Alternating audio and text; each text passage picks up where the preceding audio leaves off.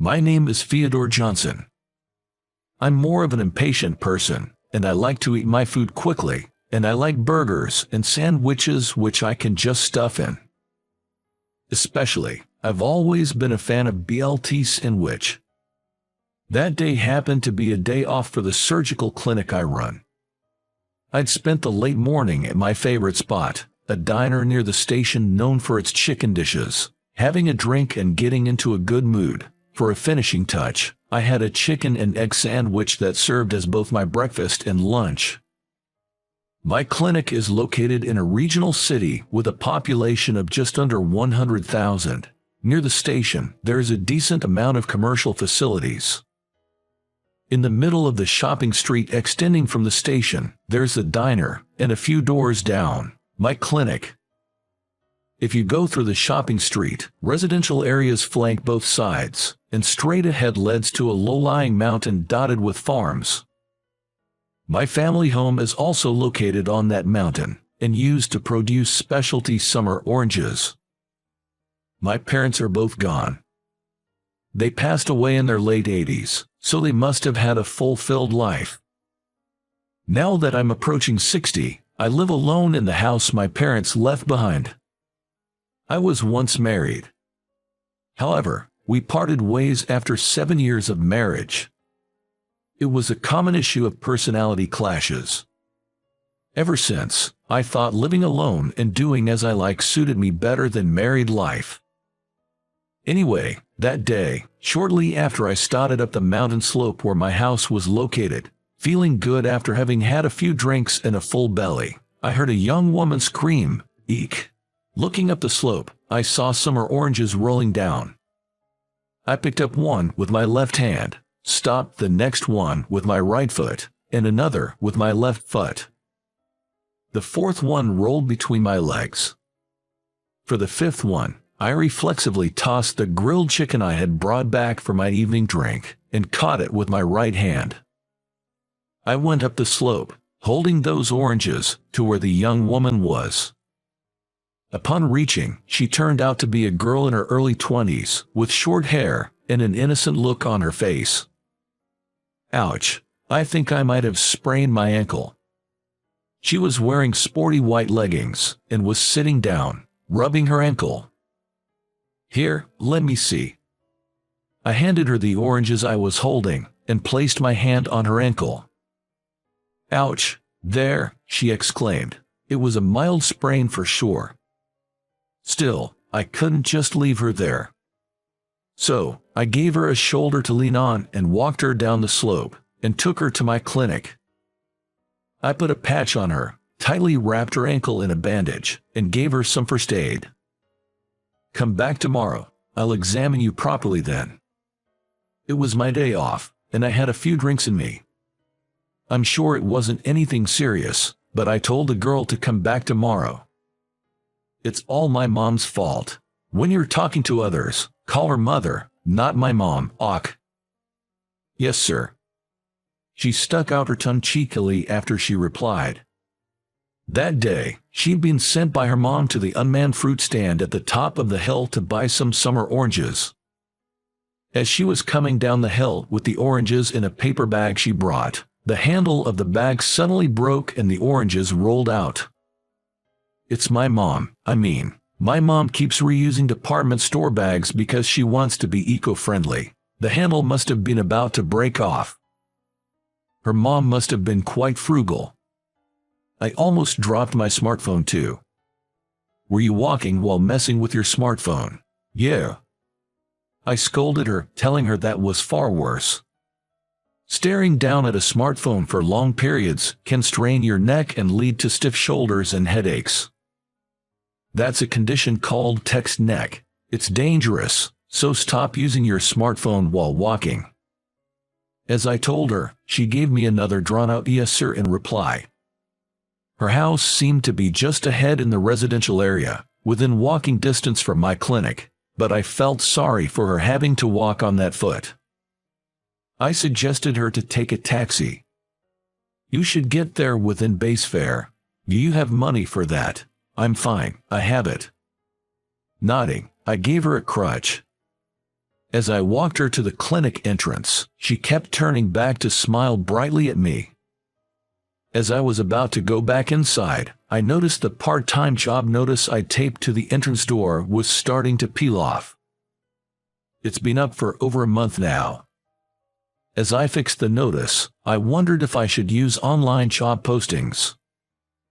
Just as I was thinking about this, I found she left behind her oranges. I'll give them to her tomorrow. Then the next day. What's this? A gift? I have a policy of not accepting such things from patients. A woman who came with the girl from yesterday handed me a department store paperback. She had the same face as the girl from yesterday. I thought they might be sisters. Even so, you were so kind to help my daughter yesterday when she was in trouble. It was her mother. She bowed her head and handed the paper back to me again. I caught a glimpse of what was inside. A bottle of imported whiskey. Pretty pricey stuff. That's when the girl interrupted. "Doctor, please, take this." The girl pleaded, clasping her hands in front of her face as if in prayer. I thought, this is going just as planned.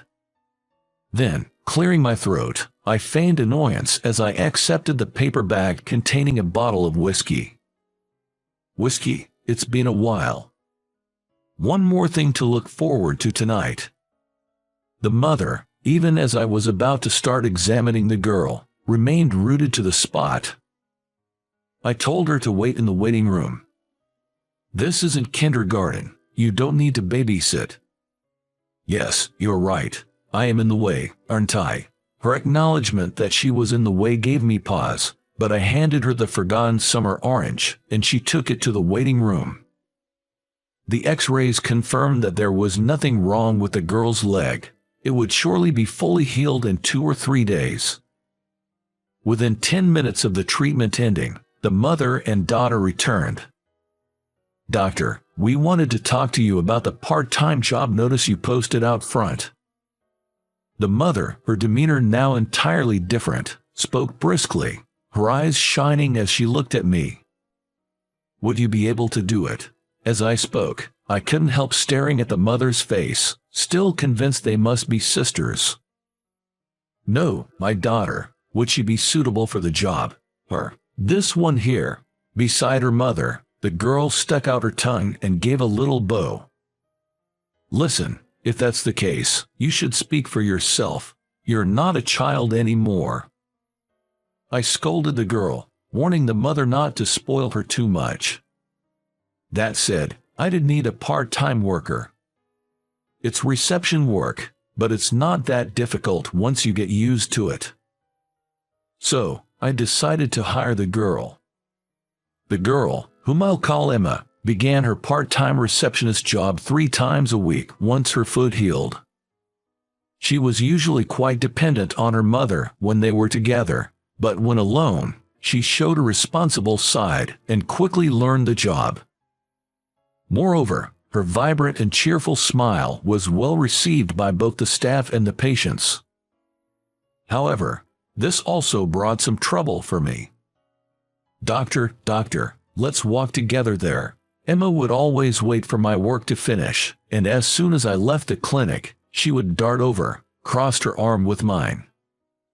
And then, resting her head on my shoulder, she would start skipping along. "That's enough. Stop that." "Why? You're too young to be so familiar with men."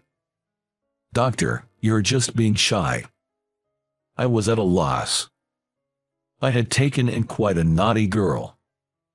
A month or so had passed since Emma started her part-time job at my place, when one day, "My daughter, she's always grateful for your help." Emma's mother, Mary, visited the clinic with a smile as radiant as Emma's. Then, she offered a box of sweets, saying, "This is for all of you." I thanked her and accepted it. Then, she handed me a paper bag from a department store, saying, "And this is for you, doctor." Mary looked down shyly. Somehow, her behavior made my heart skip a beat. This is not a gift from a patient, so it should be okay, right? Oh, well, thank you. When I looked into the bag, there was a bottle of high-end whiskey.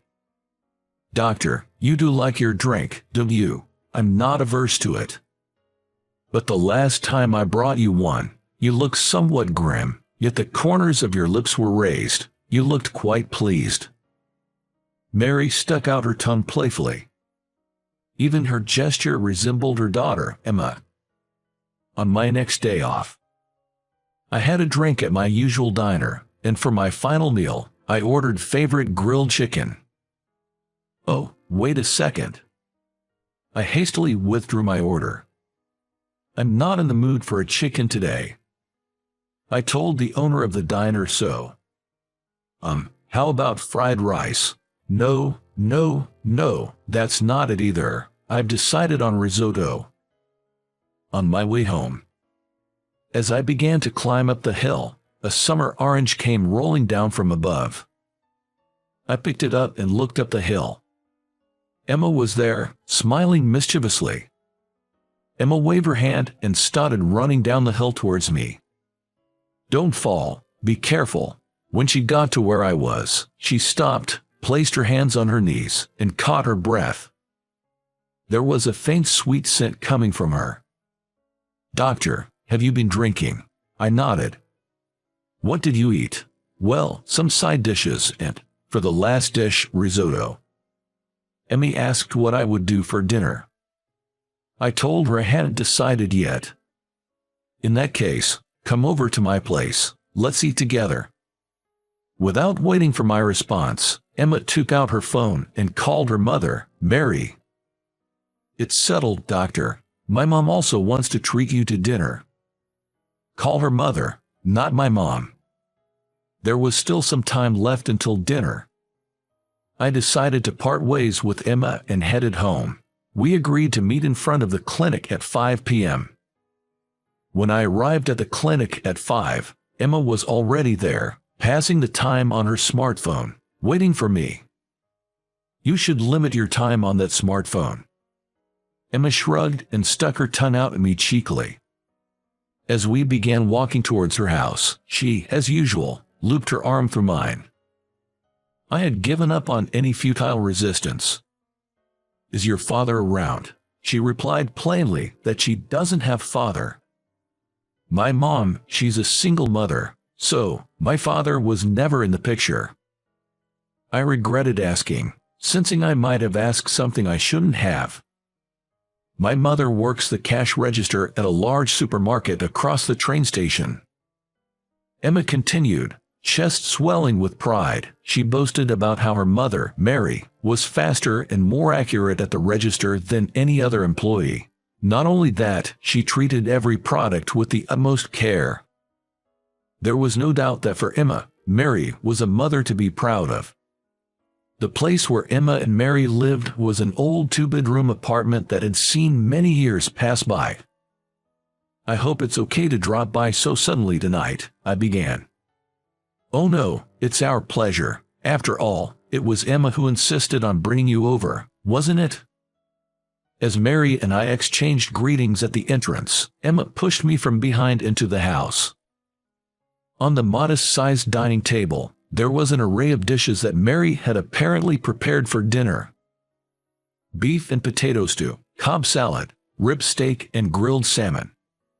The food was simple, but it had that classic, comforting taste of home. As Emma guided me to my seat at the table, Mary brought out a can of beer from the refrigerator. Oh dear, it's still lukewarm, isn't it? Emma jumped in. That's what I told you to pick some up from the convenience store on the way here. But buying it from the supermarket where I work is cheaper since I get a staff discount. Soon enough, a playful argument broke out between mother and daughter. For some reason, I ended up playing the mediator. All right, let's settle down. Whether it's cold or lukewarm, beer is still beer. It's perfectly fine.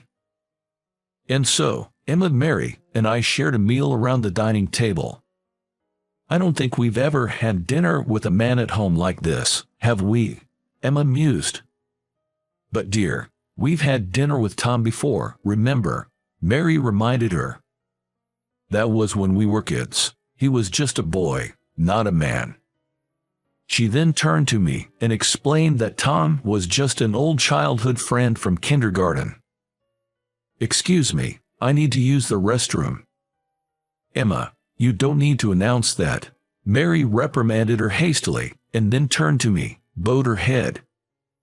Emma stuck her tongue out at me before scampering off to the restroom. Mary took a sip of her beer, which she claimed she rarely drank, her cheeks turning a shade of pink. "You know, the day you helped Emma, she twisted her ankle, and you scolded her. She told me all about it." I'm sorry about that." "No, it's okay. She seemed quite happy about it." "Happy about being scolded by me?" "Yes." Mary spoke to me. She's been raising her daughter, Emma, as a single mother, working hard to prevent anyone from blaming her lack of a father. She said Emma turned out to be such a good, obedient girl. But still, just being a mother, I feel like I can't scold her properly. At that moment, Emma returned from the bathroom. Emma, with a carefree air, hugged me from behind. "Hey, did you wash your hands properly?" At 10:30 in the evening. I left, seen off by Mary and Emma. As I was climbing up the hill towards my house, I started to think. Usually, on my days off, I only thought about going to bed early to prepare for the next day. But that night, the one I spent with Mary and Emma, it felt like a waste to just go to bed. Maybe I should take a walk around before heading home. So, I changed direction and strolled around the night streets, gazing at the blue moon.